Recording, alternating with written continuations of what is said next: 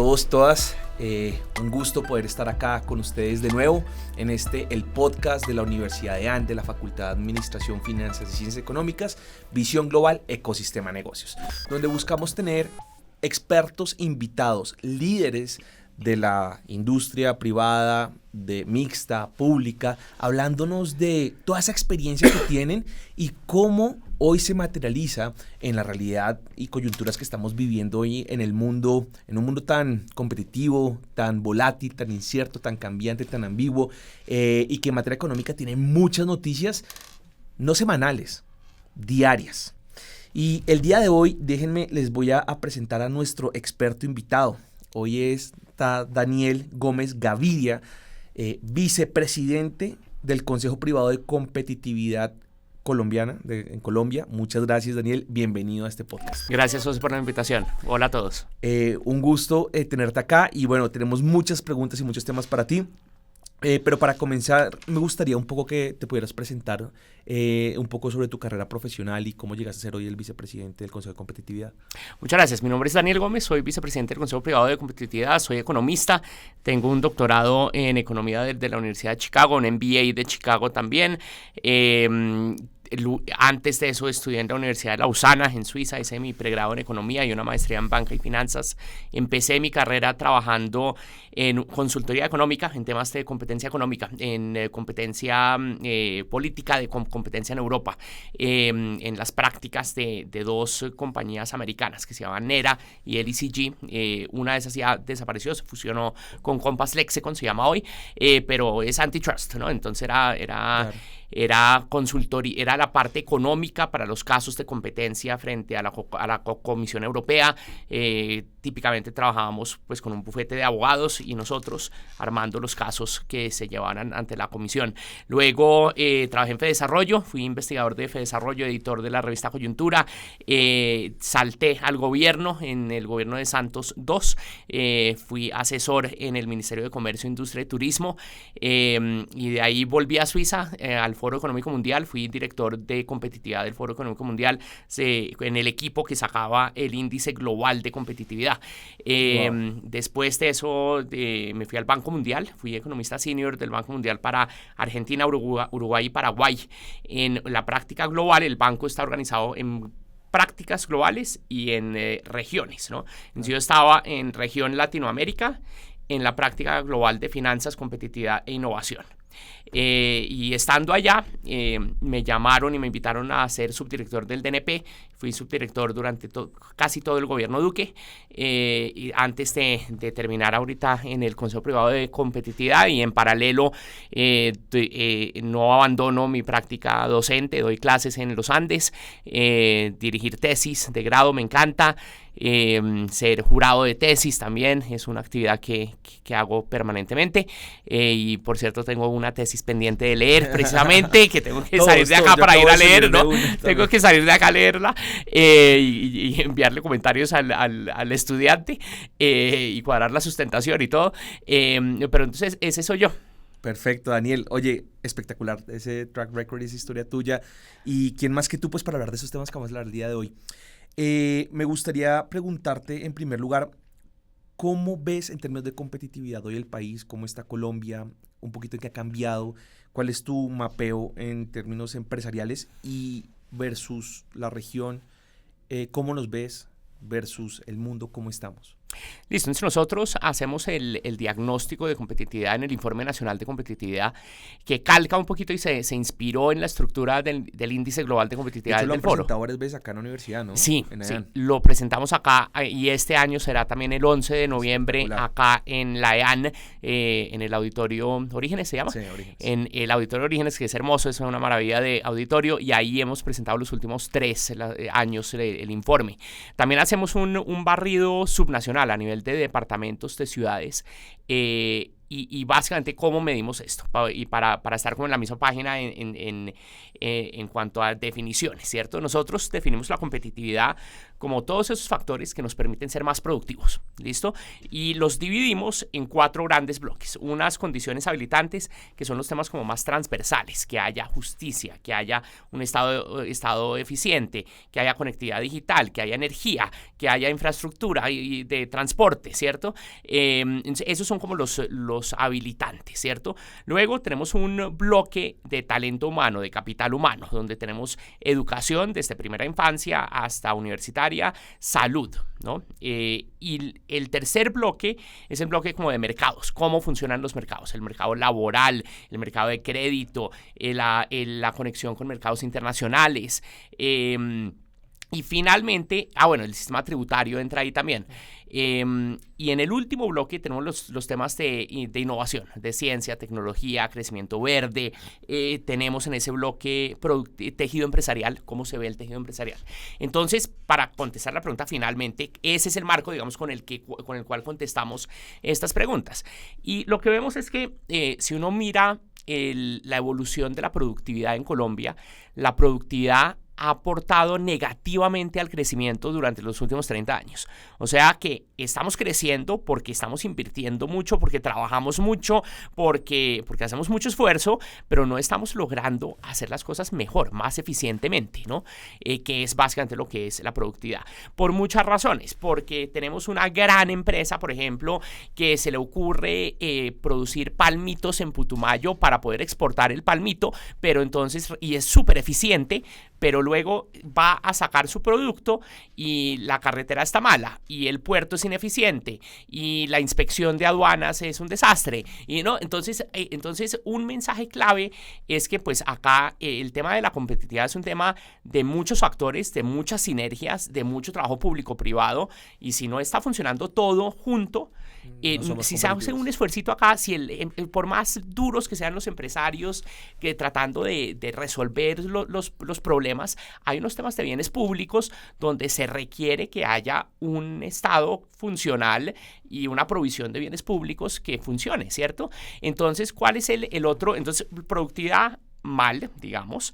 Y el otro indicador, digamos que si uno mira el capítulo del informe de tejido empresarial, ese es súper interesante porque nos permite ver como la radiografía de cómo se ven las empresas, ¿cierto? Y lo que vemos en Colombia es que hay un exceso de micronegocios de menos de 9 trabajadores, típicamente de 1 o 2, que es un pequeño emprendimiento de subsistencia para generar ingresos de una persona que típicamente salió al mercado laboral a buscar empleo, no consigue empleo, y entonces pues le toca crear una fuente de ingresos, ¿no? Pero son pequeñas empresas que son 92% del tejido empresarial, que no tienen capacidades para crecer, que no tienen formación suficiente, que no se especializan, que no tienen vocación de crecimiento tampoco, que están atrapadas, digamos, en un contexto de baja productividad, de informalidad, de bajas capacidades para innovar, ¿no?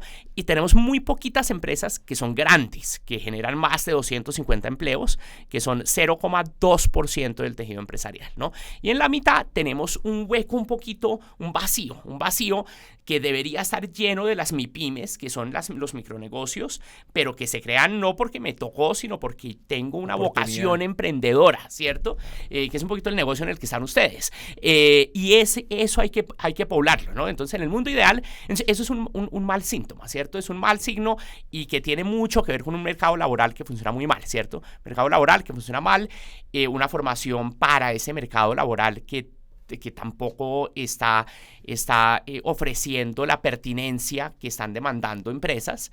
Entonces, una cantidad de gente que estudia una cosa, sale, no consigue empleo, entonces pues crea un emprendimiento, pero entonces no tiene la formación para todas las cosas que tiene que hacer para su emprendimiento, o termina trabajando en otras cosas para las que no está formado, y eso jala la productividad de nuevo hacia abajo. Entonces, yo empezaría por ese diagnóstico un poquito negativo, pero para ahora de pronto empezar a ver las cosas positivas. Totalmente.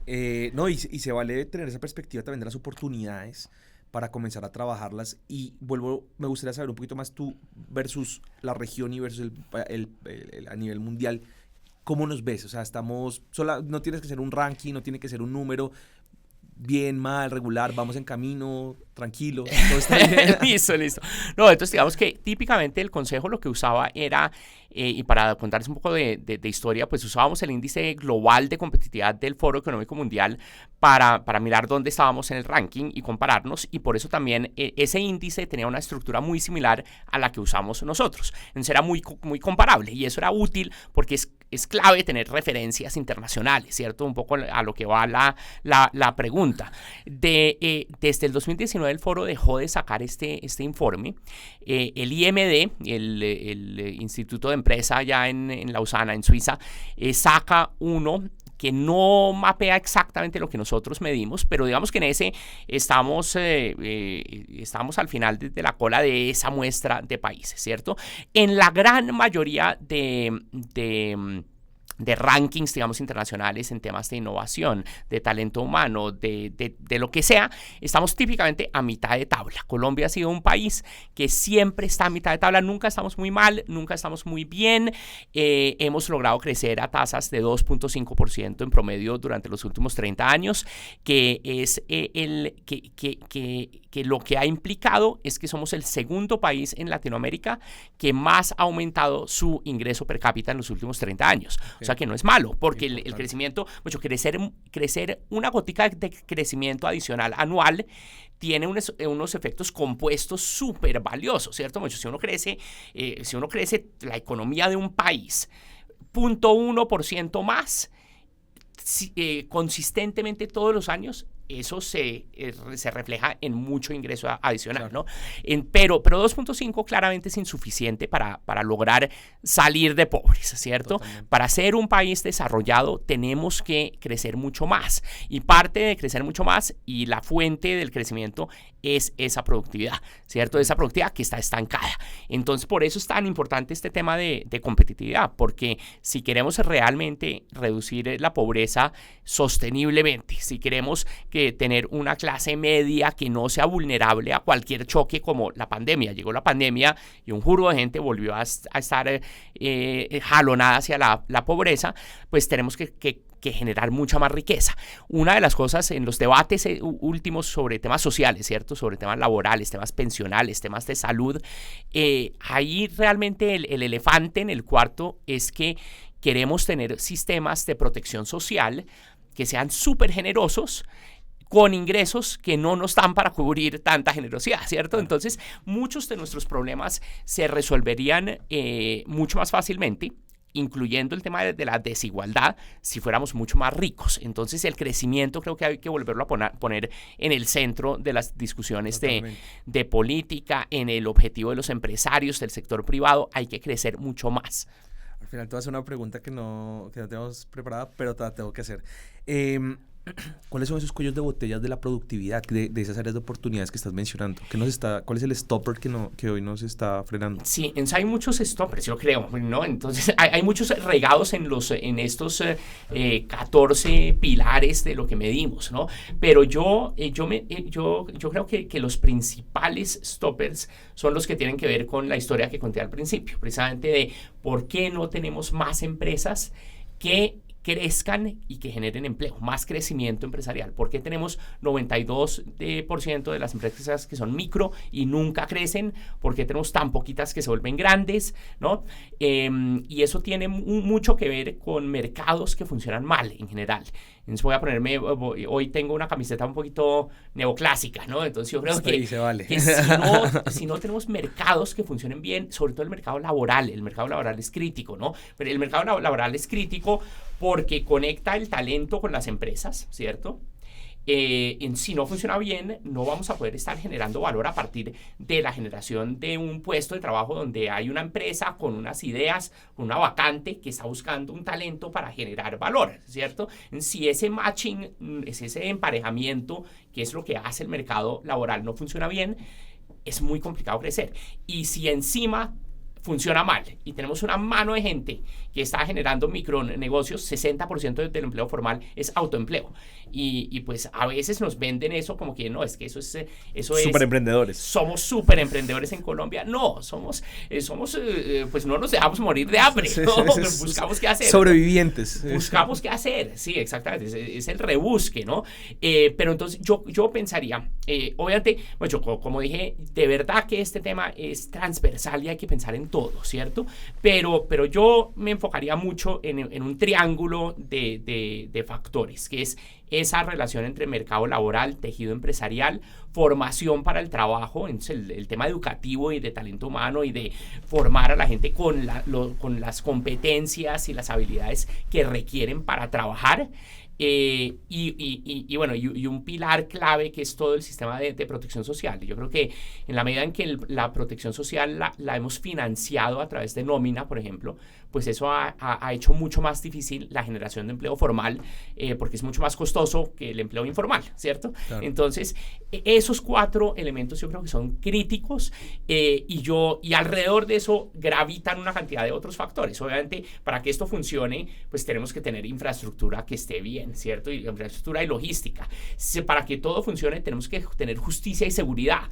Lo que pasa es que no quiero irme por ese lado, porque es que uno fácilmente puede caer con en una respuesta que he oído varias veces últimamente, que es un poquito derrotista, en el sentido de que dicen, oiga, es que mientras no tengamos justicia y seguridad, más o menos no podemos hacer nada, no hagamos nada porque no claro. Se puede. Y sí, es necesario que un sistema de justicia funcione, que tengamos seguridad. Si no hay seguridad, no es viable esperar que haya inversión, porque no hay posibilidades de apropiarnos del retorno de esa inversión, ¿cierto? Entonces, esa es la razón por la que la seguridad económicamente y competitivamente hablando es importante. Es porque la justicia y la seguridad nos permiten asociarnos, firmar contratos con la certeza de que va a haber un sistema que va a hacer valer esos contratos. Disminuir el riesgo. Sí, y generar confianza en un sistema, ¿cierto? Generar confianza en un sistema, y sin confianza es imposible que haya apuestas de largo plazo, es imposible que innovemos, es imposible que nos metamos a cosas inciertas, a actividades inciertas, donde está el potencial de crecimiento, de generación de productividad, de innovación, ¿cierto? La innovación, y ustedes lo saben mejor que nadie, pues es una actividad de alto riesgo, ¿no? Uno se mete ahí no sabiendo si va a fracasar, y probablemente va a haber 9 fracasos por cada éxito, ¿cierto? Pero si uno no tiene un sistema de justicia funcional, en el sentido de que haga valer contratos y que genere unas reglas del juego entre las partes, pues es muy complicado. Siempre la gente deja sobre la mesa oportunidades de hacer mucho negocio que podría ser muy rentable y muy interesante, pero pues en un mundo de incertidumbre, que es el mundo en el que vivimos, ¿no? Pues uno va a empezar a eliminar esas actividades donde requiere precisamente que estén funcionando una cantidad de estructuras públicas y privadas y mixtas alrededor de eso, ¿cierto? Y entonces, tal vez lo último que yo diría es que sí hay que pensar, en la medida en que creemos que es importante tener un sistema de economía mixta, con un sector público que funcione, etcétera, pues sí hay que pensar en que el Estado tiene que funcionar mucho mejor, un Estado eficiente. Entonces, que el Estado no sea el que genere barreras para los emprendedores, para el emprendimiento, para el empresariado, barreras que no responden a un fin de política pública legítimo o de bienestar social legítimo. Y legítimo quiere decir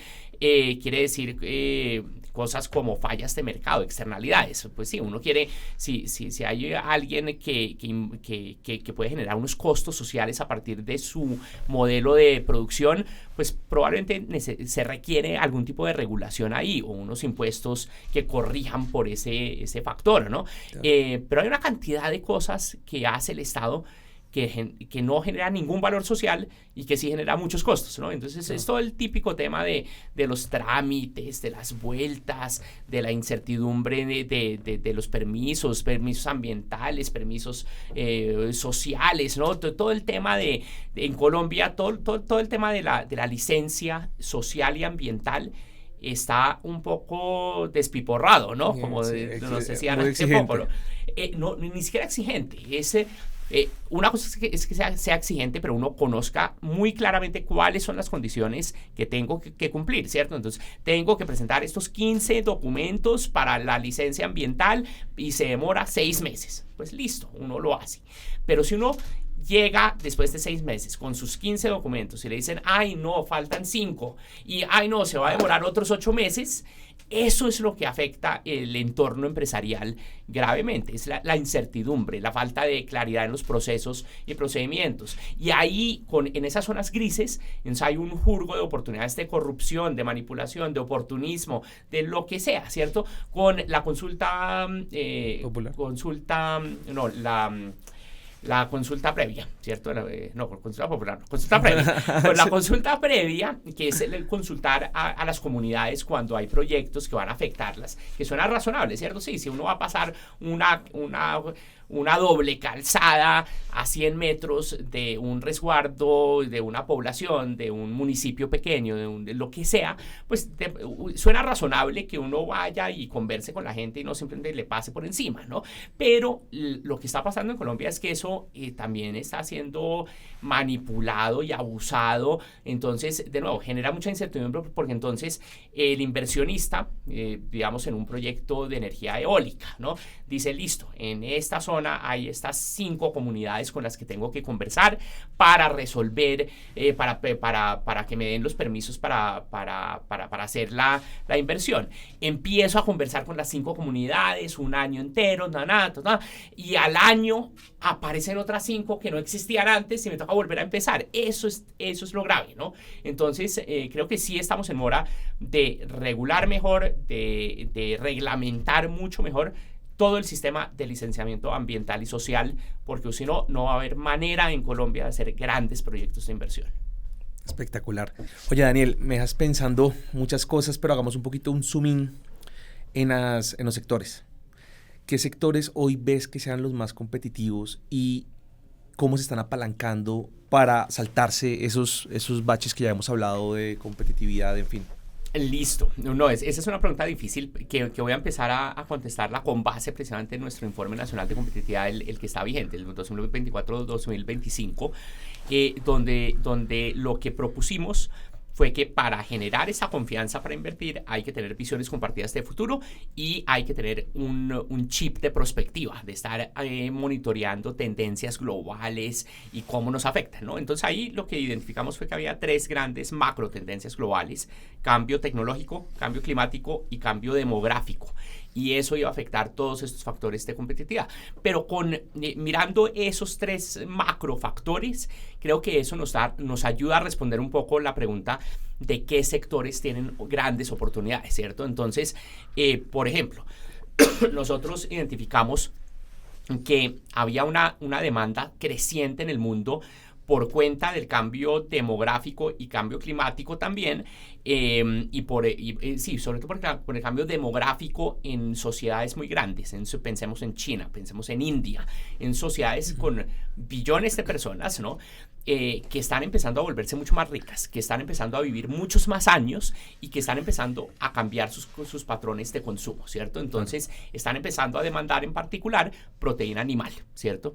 Pollo, huevos, leche. Entonces, si uno ve que hay una demanda externa que está creciendo en esos productos, uno debería pensar, ¿será que yo puedo producir para satisfacer esa demanda?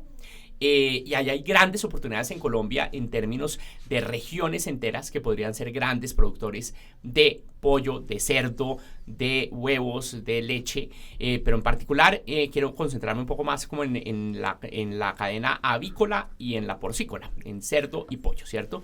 Entonces ya hay empresarios que están haciendo eso. La Facenda ya en la Altillanura, por ejemplo, sí, una gran producción de carnes y carne de cerdo en particular, que es el tipo de carne que están demandando los indios, los chinos que no comen mucha vaca, ¿no? Claro. Entonces, es gran oportunidad. Entonces, ¿cómo hacemos para de verdad vender una cantidad de producto a esos mercados internacionales? Esta gente lo hace en medio de unas condiciones muy adversas, en el sentido de que no hay seguridad jurídica sobre los temas de la tierra, hay una cantidad de problemas de ordenamiento territorial, de identificación de uso de tierra, de permisos, de todo, ¿cierto? Entonces lo hacen arriesgándose mucho, ¿no? Pero entonces eso es un ejemplo de cómo identificar sectores. Entonces, si pensamos también un poco en poblaciones y cómo están cambiando, vemos un continente europeo que está envejeciéndose y está empezando a demandar una cantidad de servicios de cuidado y de salud para tercera edad, ¿cierto? Es una historia de la vida real en Colombia. Estamos teniendo un problema y hace poquito que estuve visitando a un familiar en un hospital, los de enfermería me comentaban, oiga, es que estamos teniendo un problema grave con el talento en enfermería en Colombia, porque de entrada teníamos muy poquitos enfermeros y enfermeras, ¿cierto? Y todos los que estamos formando se los están llevando a Alemania. Claro. Todo pago, 2 años pagos para que aprendan alemán y después con garantía de que los van a emplear, no sé qué, unas súper oportunidades. Pero entonces uno tiene que pensar, si la demanda está allá, ¿hay alguna forma de que podamos ofrecer esos servicios acá en Colombia?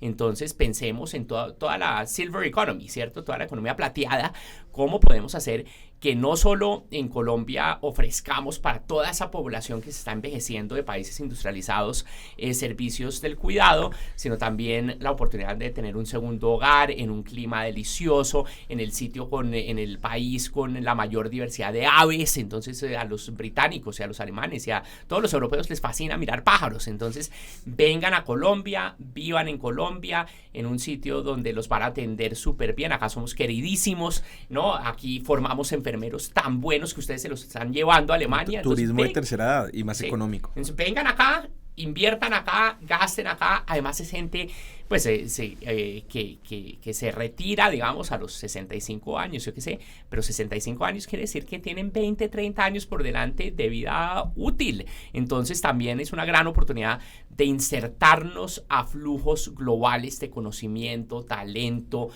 pensar un poquito más en cómo conectar a Colombia mucho más con el mundo a través de no solo exportaciones, que es lo primero que uno piensa, ¿no? Pues como conectarse con el mundo, ¿qué quiere decir? Quiere decir cómo exportamos más, ¿no? No, quiere decir cómo atraemos más gente que quiera estar en Colombia, quiere decir cómo trabajamos con la diáspora colombiana en el exterior, quiere decir cómo generamos más oportunidades de colaboración científica, tecnológica, quiere decir cómo atraemos empresas multinacionales que vengan a Colombia y cómo hacemos que más empresas colombianas tengan actividad y sucursales en otros países, ¿no? Entonces, creo que las grandes oportunidades y para los sectores que puedan tener oportunidades, hay que identificarlas con base en dónde está esa demanda, y la demanda no puede ser solo la demanda interna, eso es estarnos mirando al ombligo, ¿no? Acá hay 50 millones de colombianos, pero afuera hay 8 billones de otros seres humanos que pueden consumir lo que nosotros hagamos, ¿no? Entonces hay que pensar en internacionalizarnos mucho más agresivamente, creo yo, para lograr esas tasas de crecimiento mucho más altas y esas empresas con escala más grande que puedan generar más empleo. Totalmente de acuerdo con todo lo que yo le agregaría nada más 2 cosas: utilizar tecnología y hablar inglés, y ahora mandarín. Esas para mí son 2 habilitadores para que todo eso pueda suceder. Oye, Daniel, yo sé que ustedes generan muchos indicadores, reportes, análisis. ¿Cuáles son esas iniciativas que salen de ahí que ustedes le pasan al gobierno nacional? ¿Cómo las están adoptando? ¿Cómo es esa comunicación? ¿Y cómo las ejecutan? ¿Las llevan a cabo? ¿Se les da un seguimiento? ¿Qué ocurre ahí? Sí, excelente pregunta. Entonces, el Consejo Privado de Competitividad nace para ser interlocutor con el Gobierno Nacional Central, principalmente hace 18 años.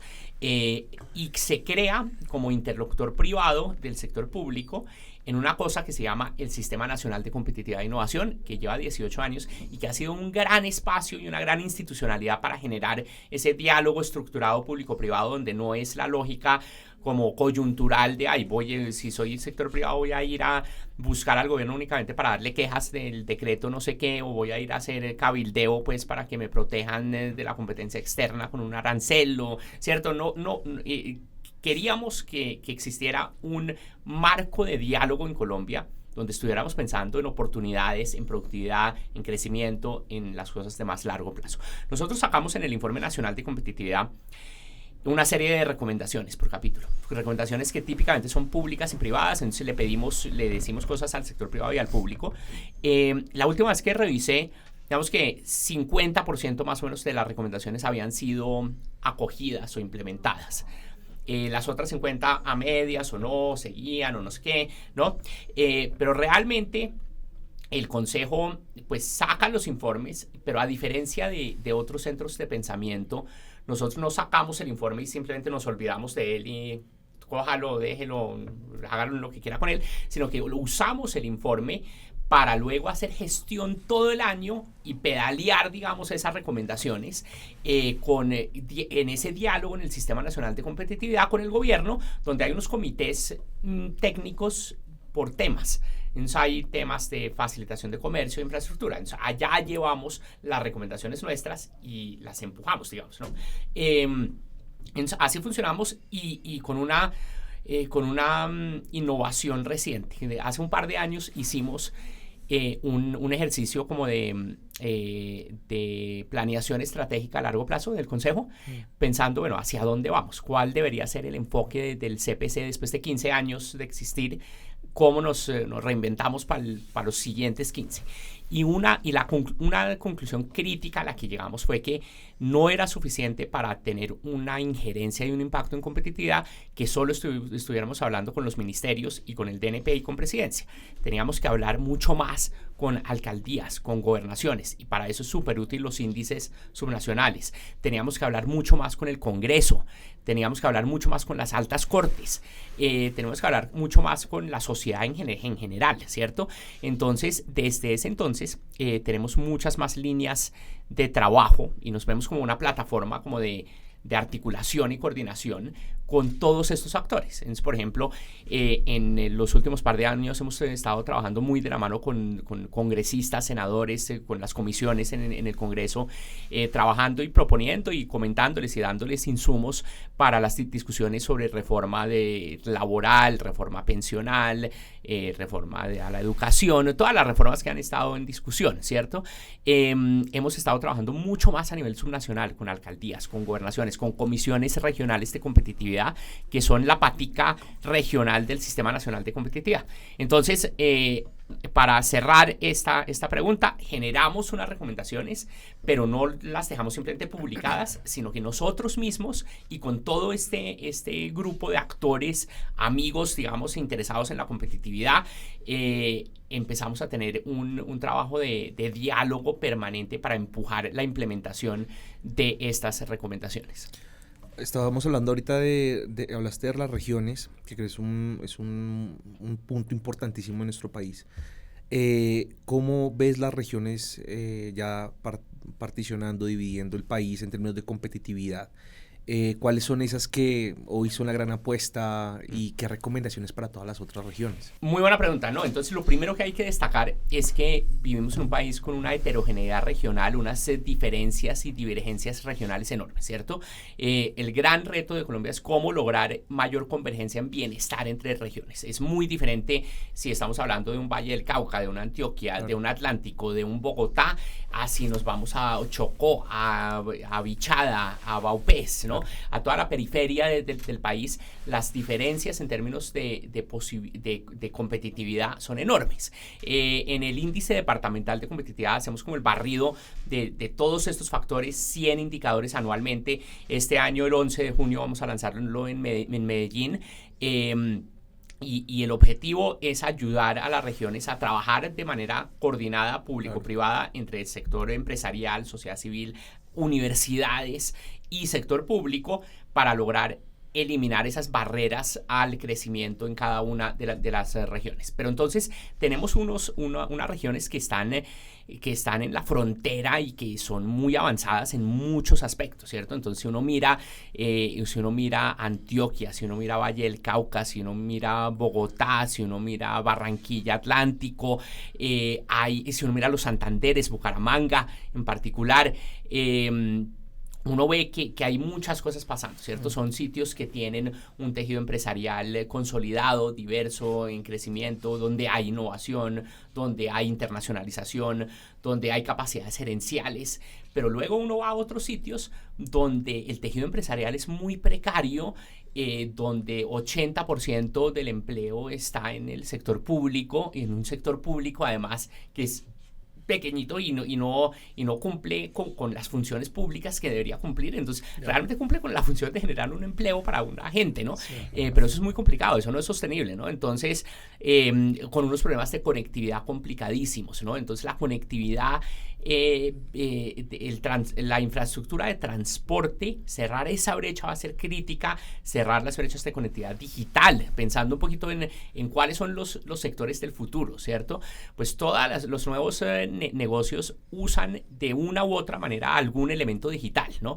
Pueden ser negocios digitales de verdad o que se apalancan en facilidades digitales, ¿no? Pero pues si uno está en un pueblo y tiene una gran idea para un negocio que necesita internet y el internet se le va a uno 5 veces al día, pues es muy complicado que ese negocio funcione, ¿no? Entonces, digamos que retomando un poco la pregunta anterior, ¿cierto? Hay que pensar cuáles son las grandes tendencias del mundo, tecnológicas, demográficas, climáticas, y cuáles son las oportunidades que tenemos. No hablé un poco como de hablé mucho de las demográficas, pero obviamente tenemos un gran capital natural y unas ventajas comparativas enormes en aportar a soluciones a temas climáticos. No a partir de reducir nuestro consumo de energéticos fósiles, ¿no? Es que nosotros, nuestra contribución a los gases de efecto invernadero globales es 0,4% del total. Nosotros no vamos a solucionar ese problema solos, ¿cierto? Obviamente hay que, el punto de las COP y de todas esas estructuras es coordinarnos a todos porque es un bien común global, ¿no? Pero nosotros solitos, asumiendo el costo enorme de dejar de producir petróleo, carbón, no vamos a solucionar el cambio climático, ¿cierto?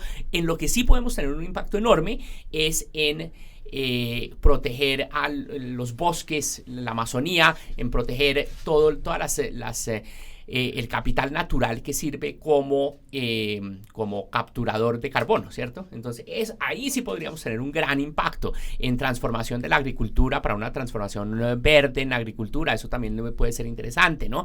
En la producción de energéticos mucho más amigables con el medio ambiente, ¿no? Entonces, pensando en todos los energéticos de hidrógeno verde, hidrógeno azul, todo ese tipo de nuevos energéticos, podríamos producir mucho más de eso y aportar a esa solución global a los problemas de cambio climático, ¿no?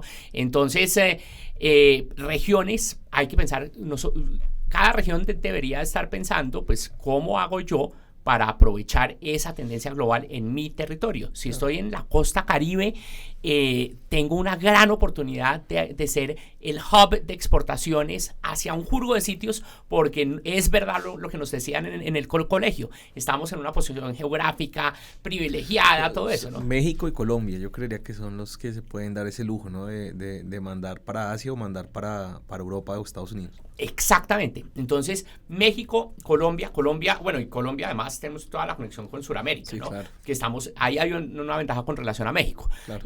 Entonces, sí, esa ventaja logística es impresionante. Entonces, podemos realmente ser grandes jugadores en la producción de una cantidad de cosas, en la atracción de inversión de una cantidad de multinacionales que puedan usarnos como plataforma exportadora hacia una cantidad de destinos, ¿cierto? Pero obviamente para que eso funcione, tenemos que tener seguridad, justicia, tenemos que tener infraestructura, tenemos que tener puertos que funcionen, tenemos que tener una cantidad de condiciones habilitantes que hagan que sea atractivo para todas esos inversionistas, pues planear poner su producción o su distribución o algún eslabón de su cadena de valor en Colombia. Yo, ahorita me hice pensar algo muy importante y es que mucha gente no vislumbra lo importante que es el tema de la logística. Lo que pasa es que yo trabajé en la industria de consumo masivo y en la pandemia poner un producto, una caja en China tomaba 9 meses. Cuando comenzamos a tener rutas más eficientes después de la pandemia que se volvió a organizar el tema logístico ya eran 3 meses. Y eso es darle la vuelta 3 veces más al dinero, lo cual produce mucho más, lo cual genera más empleo, lo cual genera mayor utilidades, te apalancas con deuda pero pagas más rápido. O sea, es una cantidad de cosas que surgen atrás en el sector empresarial que la gente, uno piensa no solamente, no, es más rápido, más logística, no, es una cantidad de operaciones que ocurren atrás que hace más eficiente y productivo todo el sector empresarial, ¿no? Completamente de acuerdo. Y de hecho, bueno, poniéndome el sombrero un poquito de mi trabajo anterior, cuando fui subdirector del DNP, la primera política pública grande que llevé al COMPES, yo era el secretario técnico del COMPES, ¿no? El Consejo Nacional de Política Económica y Social. La primera política grande que llevé fue la Política Nacional Logística, que precisamente buscaba, generar, avanzar en intermodalidad. Entonces, no tiene ningún sentido que 70% de la carga en Colombia se mueva por carreteras. Hay que usar los ríos, hay que usar ferrocarriles, hay que usar aeropuertos y hay que combinarnos, ¿no? Entonces, un contenedor que salga de Bogotá, que vaya al puerto de Barranquilla, no debería irse por carretera hasta Barranquilla, debería irse de pronto en camión de Bogotá a La Dorada, en La Dorada coger el barco, el ferrocarril Dorada-Chiriguaná, ¿no? En Chiriguaná moverse al modo carretero y después coger el río Magdalena en el último tramo, yo qué sé, mucho, hay una combinación. Y en esa política que salió en 2019, en enero de 2019 fue mi primer, 2020, enero de 2020 sacamos esa, yo llegué en 2019 al gobierno. Y tenía ese enfoque de la intermodalidad y tenía un enfoque de facilitación de comercio, que es un poquito lo que dices tú. No sirve de nada tener una gran carretera que lo lleva uno al puerto de Barranquilla y te ahorraste 5 días de transporte por la eficiencia del transporte, pero estuvo 3 meses ahí parado en el puerto mientras le hacían las inspecciones. Claro. Además en Colombia hay como 8 entidades que tienen que hacer inspección y además por nuestros problemas en temas de narcóticos, entonces también inspecciona a todo el mundo, inspecciona a la DIAN, la policía, el INVIMA, el ICA, todo el mundo inspecciona, ¿no? Entonces, y eso es puro logística, es puro organizar inspecciones simultáneas, organizar inspección con base en riesgos, ¿no? Entonces uno no tiene que abrir todos los contenedores, tienes que abrir uno de cada 100 con un muestreo inteligente y luego, y obviamente, pues y tienes que tener un sistema que explote el tema de la confianza. Si tienes un operador que tiene un historial y una reputación y una credibilidad, entonces debería tener un estatus distinto, un operador económico autorizado, donde no le haces tanta inspección, por ejemplo. Obviamente haces unas inspecciones ex post y si hay algún problema, pues ahí sí hay una multa muy severa, claro. Pero no hay que hacer una revisión ex ante exhaustiva, ¿no? Y menos con un operador que es confiable, ¿cierto? Oye, Daniel, para ir cerrando me gustaría hacerte una pregunta que viene en materia de competitividad para el país, para los siguientes 5 años, 2030, ¿qué viene? ¿Qué viene? Bueno, entonces, un tema importante, creo yo, va a ser uno, recuperar esa confianza en estos espacios de diálogo público-privado, ¿cierto? Creo que hemos perdido un poco esa confianza en que, hay cosas que el privado debe hacer y el lucro para resolver problemas sociales es un gran motivador y deberíamos promoverlo y debería haber mucha gente haciendo plata resolviendo nuestros problemas sociales, ¿cierto? Creo que ahora hay una visión, infortunadamente, donde creemos que si hay cosas necesarias, deseables, cosas que son derechos, entonces eso debería estar aislado del mundo empresarial y del lucro, ¿no? Y al contrario, yo creo que es exactamente lo contrario. Si hay algo suficientemente importante que nos interese mucho, deberíamos estar buscando que todo el mundo esté pensando en cómo solucionar problemas, generar nuevas soluciones, ¿no? Entonces creo que el trabajo público-privado y volver a tener eso con el ADN en Colombia es muy importante, ¿no? Y eso, algunos lo ponen mucha gente está hablando de esto en diferentes términos, algunos lo ponen más en términos de hay que valorar al empresario, el empresario es el superhéroe. No, yo lo veo más en que, oiga, hay que poner a toda la sociedad en sus diferentes roles a trabajar juntos, ¿no? Eso va a ser un reto importante. Va a haber un reto macrofiscal importante, que eso no es en lo que se concentra el CPC, pero no podemos ignorarlo, ¿cierto? Vamos a tener unas presiones fiscales importantes en el próximo cuatrenio, pensando en los próximos 4 años, particularmente en los próximos 4 años. Va a haber un problema complejo para resolver en términos de eficiencia del Estado, de eficiencia del gasto, de eficiencia del recaudo. ¿Cómo hacemos para financiar esa provisión de bienes públicos sin generar unas cargas excesivas sobre un conjunto de la población formal, que son las empresas formales, el empleo formal? Entonces hay que pensar en cómo logramos compartir mucho más eficientemente la financiación de esos bienes públicos, y eso implica, pues, de lado y lado, ¿no? Tener un recaudo mucho más eficiente y un sistema tributario mucho más conducente y amigable con el crecimiento, y también por el lado del gasto, pues tener un gasto mucho más efectivo, ¿no? Pero la gran discusión, entonces, esos son como las tareas que tenemos como pendientes, ¿cierto? Tenemos como unos rezagos, unos temas que nunca resolvimos completamente y hay que resolver, pero hay que pensar un poco en línea con nuestro Informe Nacional de Competitividad de este año, prospectivamente. ¿Cuáles son las grandes oportunidades en términos de nuevas tecnologías, en términos de nuevas demandas, en términos de nuevos mercados, y cómo hacemos para aprovecharlo? Y ahí creo que va a ser clave pensar en qué hacemos con un sector educativo que sea también un gran insumo para generar los talentos y habilidades que sean acordes con esas tecnologías y con ese mercado laboral cambiante, y cómo hacemos para generar unas reglas en el sector empresarial, pues las reglas que rigen al sector empresarial y las reglas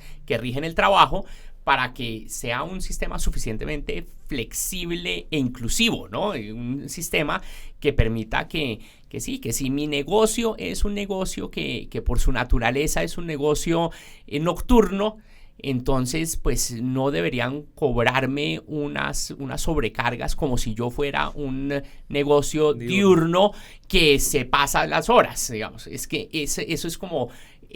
creo que hay unas discusiones muy complejas que no estamos dando y que estamos pensando que es que lo normal es que la gente trabaje de 8 de la mañana a 5 de la tarde, de lunes a viernes, pero es que resulta que hay negocios y hay actividades que son de sábado y domingo. Entonces, queremos realmente que esas actividades sean mucho más costosas que las de lunes a viernes. ¿Y por qué? ¿No?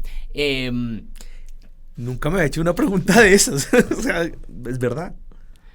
Y además el otro tema es, en el mercado laboral, sí, hablando, la pregunta era cuáles eran los principales retos. Yo creo que los temas de mercado laboral y regulaciones que rigen la creación de empresas, eso toca arreglarlo en términos de simplificar, en términos de que sea mucho más inclusivo y moderno, en términos que se adapte mucho más fácil a diferentes modelos de negocios con diferentes tecnologías, ¿no? Y con diferentes preferencias del trabajador también. Es que esta parte también la hemos dejado por fuera de la discusión. Sabemos que ya hay gente que no quiere trabajar de 8 a 5 en una oficina o en una fábrica. Quiere ser independiente y ofrecer sus servicios en una cantidad de plataformas. Entonces, ¿por qué me van a obligar por ley a que cada una de estas plataformas tiene que emplearme con un contrato a término indefinido? Eso no tiene ningún sentido, ¿no? Entonces no solo es, y el debate se ha planteado mucho en términos como de precarización y defensa de derechos del trabajador, pero estamos dejando completamente de lado cuáles son las preferencias de ese trabajador, ¿cierto? Y creo que que las preferencias no se van a ajustar a una sola camisa de fuerza normativa, legal, que determine que solo podemos trabajar en ciertas horas y que si nos pasamos un minuto toca pagar el doble. Y pues no, entonces yo creo que esa discusión es mucho más interesante de lo que está haciendo, ¿no? Porque lo ponemos en términos muy maniqueos, ¿no? De quienes defienden los derechos de los trabajadores, sí, y quienes están en contra, ¿no? Metafísicos. Sí, entonces, y no, el tema es cómo hacemos para tener un sistema productivo, un mercado laboral que funcione para más gente, Actualmente tenemos una cantidad de gente excluida en la informalidad, porque la formalidad es muy costosa, es muy cara, es muy difícil. Entonces, pues tenemos que pensar en el gran reto, creo yo, para ir cerrando, es el reto de lograr unas reglas del juego que nos permitan a todos como individuos vivir mejor en sociedad y lograr que todos florezcamos y podamos prosperar en esa sociedad bajo esas reglas. Daniel, te quiero hacer una invitación. Tengamos la parte 2 de este podcast. Y hagamos un zooming en todos esos flancos que acabas de mencionar. Me encantaría que los pudiéramos hablar. De verdad, muchas gracias por tu tiempo. El día de hoy nos acompañó Daniel, vicepresidente del Consejo Privado de Competitividad Nacional. De verdad, Daniel, mil gracias por tu tiempo y por toda tu disposición. Y para todos nuestros video escuchas, les prometemos la parte 2 con Daniel. Si de una, cuenta conmigo. Me encantó la conversación. Hay muchos temas. Yo sé que a veces, por la naturaleza del tema y por lo que empecé diciendo, que es que son muchos temas que tienen que estar coordinados y funcionando juntos. Esto uno puede irse... Tenemos 5 podcasts. Sí, 5 podcasts. No, pero al menos uno más yo creo que sí se justifica para profundizar un poquito más. Acá tienes tu casa en la EAN. Bienvenido. Esperamos verte en el lanzamiento pronto y en los siguientes capítulos, claro que sí. Muchas gracias, José.